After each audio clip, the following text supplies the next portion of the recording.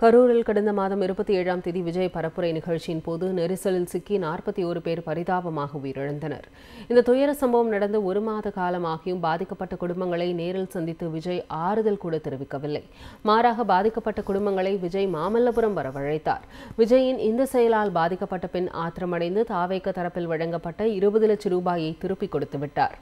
விஜய் பரப்புரையின் போது நெரிசலில் சிக்கி உயிரிழந்த கோடாங்கிப்பட்டியை சேர்ந்த ரமேஷ் என்பவரது மனைவி சங்கவி விஜய்க்கு கண்டனம் தெரிவித்தார்.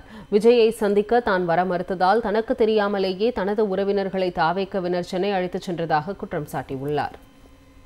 என்னோட கணவர் பேர் ரமேஷ். அவர் போன மாதம் கூட்ட நெரிசலில் விஜய் மீட்டிங்க்கு போய் இறந்துட்டாருங்க சார். அவர் டைரெக்டாக ஆறுதல் தெரிவிக்கிறேன்னு தாங்க சார் சொல்லியிருந்தாரு. நாங்கள் ஆறுதலை தாங்க சார் பெருசாக எதிர்பார்த்தோம். எங்களுக்கு பணம் பெருசு கிடையாது. நாங்கள் இந்த மாதிரி கூட்டத்துக்கு போகலை. அவங்க கூப்பிட்டுதாங்க, நாங்கள் போகலை. ஆனால் எங்களுக்கே தெரியாமல் எங்கள் பேரை 3 பேர் மிஸ்யூஸ் பண்ணி போயிருக்காங்க. எங்களோட ரிலேட்டிவும் சொல்லி அவங்க போயிருக்காங்க. ஆக்சுவலாக நாங்கள் யாரையுமே அனுப்பல. ஆனால் எங்களோட பேரை அவங்க தவறாக உபயோகப்படுத்தியிருக்காங்க 3 பேர். நாங்கள் ஆறுதலை தான் பெருசாக எடுத்தோம்.